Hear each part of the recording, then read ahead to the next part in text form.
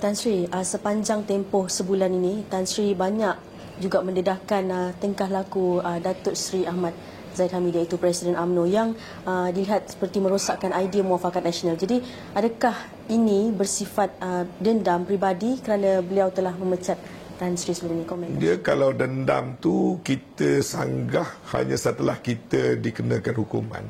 Tapi saya tidak begitu. Saya berbeza pendapat tu daripada sebelum saya dipecat. Saya berbeza pendapat sewaktu saya masih menjadi Setiausaha Agung. Pendapat saya mudah saja. Parti-parti Melayu Bumiputera ini tidak patut berpecah. Itu saja. Sedangkan Datuk Zahid berpendapat patut tinggallah UMNO PAS dengan bersatu ni dan patut bekerjasama dengan DAP dan PH. Itu saja. Perbezaan yang ketara, yang mana waktu saya jadi Setiausaha Agung, bila saya cuba berapat-rapat dan merapatkan antara UMNO PAS bersatu, lebih-lebih lagi kerana saya berada dalam kabinet yang sama, saya digelarkan sebagai broker. Ya. Broker artinya saya tukar negotiate lah, dan saya mengakulah kalau itulah dianggapkan broker, saya fikir saya ini broker yang dengan tujuan yang baik. Saya fikir kalau saya jadi broker nak bawa UMNO kepada DAP dan PH, itu pada saya satu broker yang melakukan penyelewengan. Sebab waktu itu parti ada keputusan-keputusan tertentu. Yang kedua, kalau saya dianggap broker kerana saya berada dalam kerajaan bersama dengan PAS dan Bersatu. Yang ketiga pula, kerana saya dapat lihat hasil bila UMNO PAS Bersatu bergabung, kita menang semua pilihan raya kecil dan sebagainya. Jadi pada saya, kita dah ada winning formula yang baik. Dan yang paling penting sekali, pegangan saya ialah UMNO ini patut memimpin penyatuan dan kesatuan orang Melayu. UMNO ini mula-mula wujud dia dulu, hebatnya dia dulu, kokohnya dia dulu, adalah UMNO tu dia memimpin penyatuan. Ya? Selepas itu barulah ada pecah-pecah kepada parti-parti lain kerana pertikaian, kebanyakannya kerana perbezaan pendapat di kalangan personality di dalam parti, bukan kerana soal dasar. Jadi bila saya tengok sejarah penubuhan UMNO, saya kaji balik bila UMNO lemah waktu saya jadi Setiausaha Agung. Jadi mestilah saya sebagai Setiausaha Agung kena fikirkan formula menang untuk UMNO. Jadi bila formula menang untuk UMNO yang saya fikir berbeza dengan apa yang Presiden saya nak buat, saya ada dua pilihan. Satu, sayang jawatan, ikut Presiden.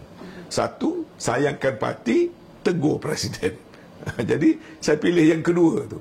Kerana pada saya nak tengok UMNO tu sentiasa menjadi parti yang memimpin, bukan dipimpin, bukan kingmaker. Saya tak pernah terbayang nak tarbihkan UMNO itu sekadar untuk jadi kingmaker. Ya?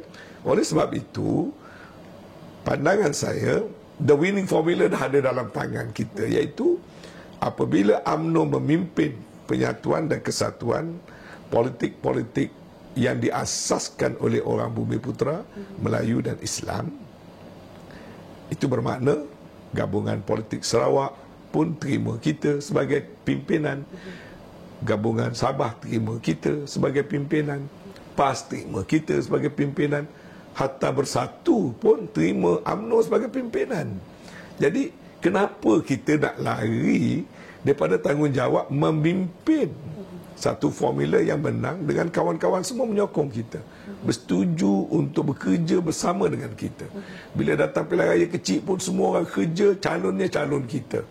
Bila runding kursi pun semua setuju kita kursi yang paling banyak. Dan pergi pilihan raya pun kita menang. Jadi kenapa kita nak abandon? Kemudian apabila Datuk Zahid buat naratif yang saya tahu palsu, saya terpaksa betul terang. Dia cuba jaja naratif Bersatu nak bunuh UMNO, for example. Sampai ke akar umbi. Saya yang menjadi pentadbir dan juga anggota kabinet tak nampak pun benda itu berlaku. Kenapa direka-rekakan? Jadi saya terpaksa betul terang. Ya. Begitu juga apabila, kerana saya terlibat nak runding kursi, buat perbincangan, hadir dalam mesyuarat dan sebagainya. Dan saya tak nampak pun soal kata nak bunuh UMNO tadi. Tapi benda itu direka. Tapi ahli UMNO di luar sana dia tak perasan. Naratif ni direka nak melindungi gerakan bawa ke jajaran baru. Dicari alasan supaya akhirnya nanti orang UMNO terima pergi kepada DAP dan pergi kepada PH. Orang di luar sana tak tahu. Tapi saya dah tahu 2 tahun dulu. Jadi saya terpaksa lah membuat penegasan sebab tujuan saya supaya jangan pecah. Saya cuba sedaya upaya jangan pecah kerana saya takut.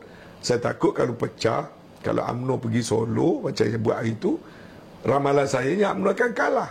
Tapi orang tak nak percaya saya. Tapi sekarang terbukti saya betul. UMNO kalah teruk.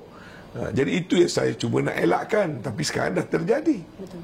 Kemudian sekarang ini pula, apa yang orang penyokong UMNO tak suka kita buat. Iaitu orang sokong kita kerana kita tegas menentang parti-parti yang berideologi tak selari dengan kita. Ideologi liberalis sosialisme ni.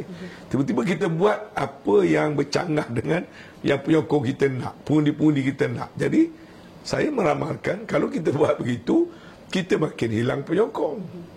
Tapi Datuk Zahid berteori, tak apalah, penyokong PH akan datang kepada kita. Penyokong Cina daripada kaum Cina yang sokong DAP akan datang pada kita. Sekali lagi berbeza pendapat. Saya kata kita nak penyokong yang meyakini perjuangan kita. Bukan penyokong yang mengundi kita secara strategik. Masa dia nak kat kita, dia undi sekejap. Lepas tu, mungkin dia tinggalkan kita sebab dia tak yakin dengan perjuangan kita. Sekarang pun kita dah mula dengar dah. Tony Puan kata apa? Satu masa akan sampai masanya kita akan jalankan reformasi ini berdasar kekuatan kita sendiri. Tak payah guna lagi kekuatan UMNO, satu coalition yang korup. Jadi itu pegangan dia tu, itu berbahaya tu. Maknanya UMNO ni cuma ditunggangi. Walaupun orang kata kenyataan Tony Puan bukan kenyataan resmi parti, memanglah semua penceramah-penceramah UMNO di PAS yang bercakap tak semesti atas kenyataan resmi parti, tapi dia menggambarkan sentimen yang ada dalam parti itu. Apalagi kalau datang daripada orang yang berpengaruh. Jadi saya tak ada dendam peribadi, Datuk Zahid. Tapi saya mengaku saya mempunyai perbezaan pandangan politik yang sangat ketara, di mana saya masih berpegang UMNO mesti memimpin penyatuan perpaduan di kalangan politik-politik yang sealiran ideologinya. Lepas tu baru boleh nak kerjasama orang lain.